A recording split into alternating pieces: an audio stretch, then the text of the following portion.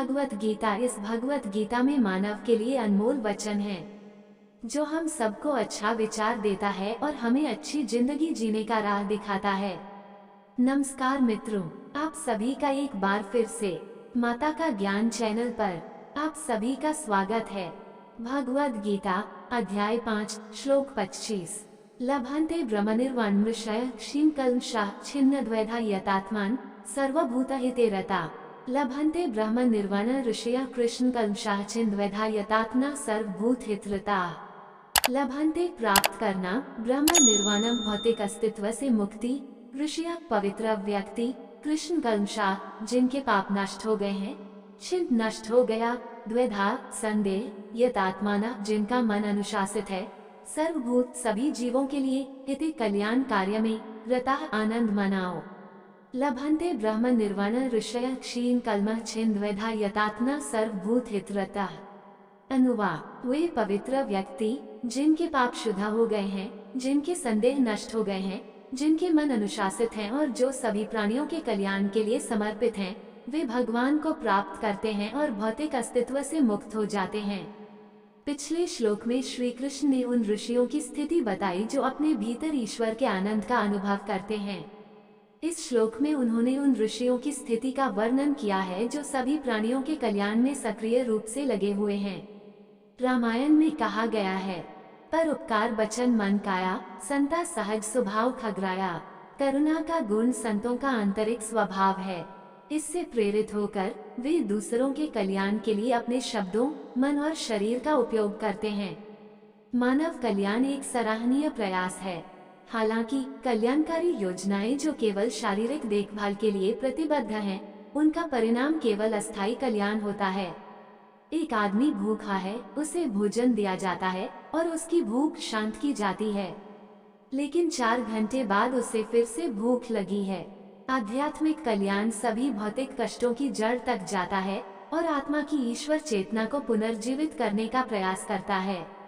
इसलिए सर्वोच्च कल्याणकारी गतिविधि किसी व्यक्ति को उसकी चेतना को ईश्वर के साथ एकजुट करने में मदद करना है। यह एक प्रकार का कल्याणकारी कार्य है जिसमें शुद्ध मन वाली श्रेष्ठ आत्माएं संलग्न होती हैं।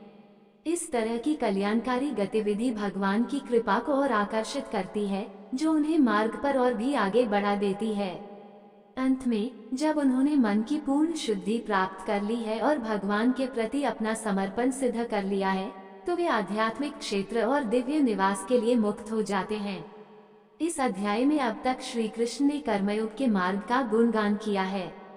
अब वो कर्म संन्यासियों के लिए शेष श्लोक बोलते हैं, जिससे पता चलता है कि वे भी अंतिम लक्ष्य प्राप्त कर लेते हैं। भगवद गीता अध्याय 5 श्लोक 26। काम क्रोध वियुक्ताना यतिना यच्चेतसाम अभितो ब्रह्मनिर्वाण वर्ते विदितात्मनाम। काम क्रोध वियुक्ताना यतिना यच्चेतसाम अभितो ब्रह्म निर्वाण वर्ते विदितात्मनाम। काम इच्छाएं, क्रोध वियुक्तानाम जो मुक्त हैं, यतिनाम साधु व्यक्तियों का, यच्चेतसाम वे आत्म साक्षात्कारी व्यक्ति जिन्होंने अपने मन को वश में कर लिया है, अभित हर ओर से ब्रह्म आध्यात्मिक, निर्वाणम भौतिक अस्तित्व से मुक्ति, वर्ते विद्यमान है, विदित आत्मानम जो आत्म साक्षात्कारी हैं।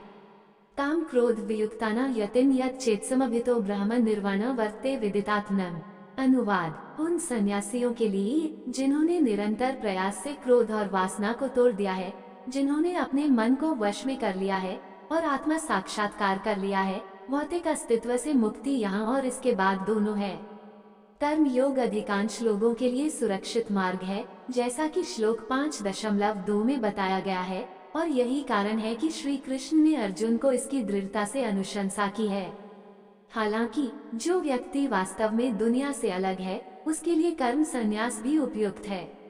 ये फायदेमंद है कि सांसारिक कर्तव्यों की ओर समय और ऊर्जा का कोई विचलन नहीं होता है और व्यक्ति आध्यात्मिकता के अभ्यास के लिए खुद को पूरी तरह से समर्पित कर सकता है। इतिहास में अनेक सिद्ध सन्यासी हुए हैं। श्री कृष्ण कहते हैं कि ऐसे सच्चे कर्म सन्यासी भी तेजी से प्रगति करते हैं और हर जगह शांति का अनुभव करते हैं। काम और क्रोध के आवेगों को समाप्त करके और अपने मन को वश में करके वे इस जीवन में और इसके बाद दोनों में पूर्ण शांति प्राप्त करते हैं।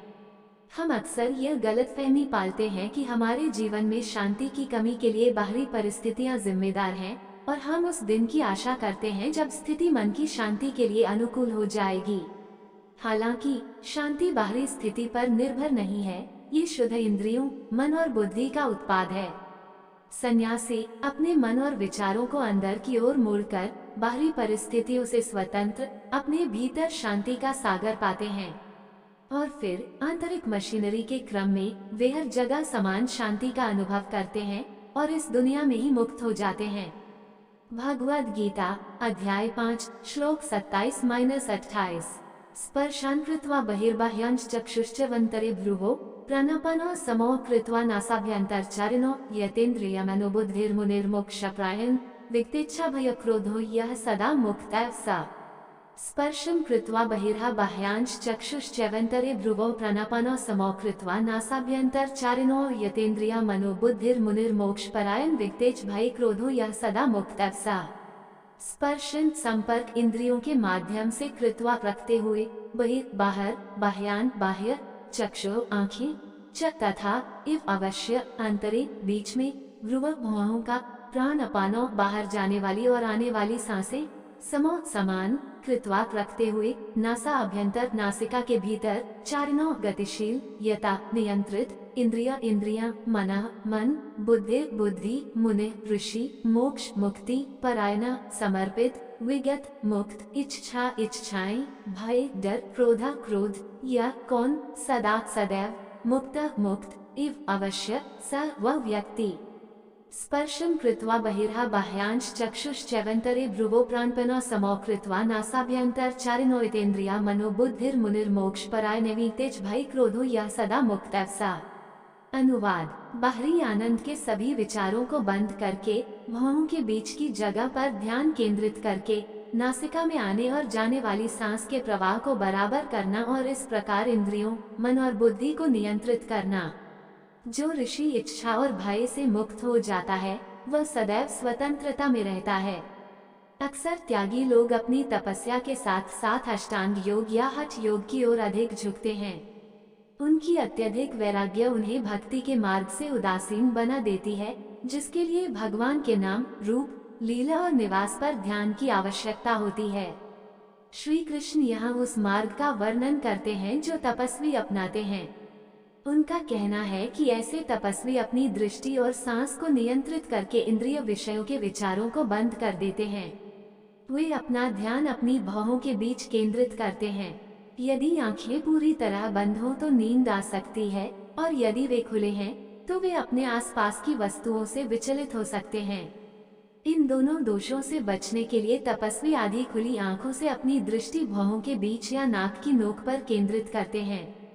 वे प्राण बाहर जाने वाली सांस को अपान आने वाली सांस के साथ भी सामंजस्य बिठाते हैं, जब तक कि दोनों यौगिक समाधि में निलंबित नहीं हो जाते।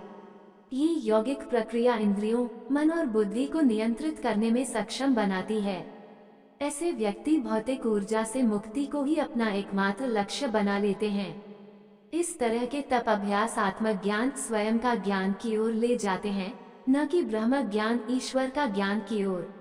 इसलिए जैसा कि अगले श्लोक में कहा गया है, तप पथ को भी भगवान की भक्ति के माध्यम से पूरा किया जाना चाहिए।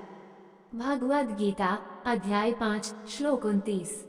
भोक्तार यज्ञ तपसा सर्वलोक महेश्वरम सुहृदम सर्वभूताना ज्ञात्वा मां शांतिम रक्षति। भोक्तारम यज्ञ तपसाम सर्वलोक महेश्वरम सुहृदम सर्वभूतानां ज्ञात्वा मां शांतिम रक्षति। भोक्ताराम भोक्ता, यज्ञ बलिदान, तपसाम तपस्या, सर्वलोक सभी लोकों का, महा ईश्वरम परम भगवान, सुहृदम निस्वार्थ मित्र, सर्व सभी का, भूतानाम जीव, ज्ञात्वा जानकर, माम मैं भगवान कृष्ण शांतिम शांति, ऋच्छति प्राप्त करता है। भोक्तार यज्ञ तपसम सर्वलोक महेश्वरम सुहृदम सर्वभूताना ज्ञात्वा मम शांतिम ऋच्छति। अनुवाद। मुझे सभी यज्ञों और तपस्याओं का भोक्ता, सभी संसारों का सर्वोच्च भगवान और सभी जीवित प्राणियों का निस्वार्थ मित्र जानकर मेरे भक्त को शांति मिलती है। पिछले 2 श्लोकों में बताई गई तपस्वी साधना आत्मज्ञान, स्वयं का ज्ञान की ओर ले जा सकती है। लेकिन ब्रह्म ज्ञान भगवान का ज्ञान के लिए भगवान की कृपा की आवश्यकता होती है, जो भक्ति के माध्यम से आती है। सर्वलोक महेश्वरम शब्द का अर्थ है सभी संसारों का प्रभु और सुहृदम सर्वभूतानां का अर्थ है सभी जीवित प्राणियों का परोपकारी शुभ चिंतक। इस प्रकार वो इस बात पर जोर देते हैं कि तप का मार्ग भी ईश्वर के प्रति समर्पण में पूरा होता है, इस ज्ञान के साथ कि सर्वोच्च भगवान सभी तपस्या और बलिदानों के भोक्ता हैं। जगत गुरु श्री कृपालु जी महाराज ने इसे बहुत अच्छी तरह से रखा है। हरि का वियोगी जीव गोविंद राधे, सांचो योग सोई जो हरि से मिला दे राधा गोविंद गीत। आत्मा अनंत काल से ईश्वर से विच्छिन्न है। सच्चा योग वह है जो आत्मा को भगवान से जोड़ता है। अतः योग की कोई भी पद्धति भक्ति के समावेश के बिना पूर्ण नहीं है। अपने भगवान के गीत में श्री कृष्ण ने आध्यात्मिक अभ्यास के सभी वास्तविक मार्गों को खूबसूरती से शामिल किया है, लेकिन हर बार अंत में वह ये कहकर उन्हें योग्य बनाते हैं कि इन मार्गों में सफलता के लिए भी भक्ति की आवश्यकता होती है। उदाहरण के लिए वे श्लोक 6.4647, 8.22, 11.53 54, 18.54 आदि में प्रस्तुति की इस प्रणाली का उपयोग करते हैं। यहाँ भी श्री कृष्ण भक्ति की आवश्यकता को प्रकट करते हुए विषय को समाप्त करते हैं।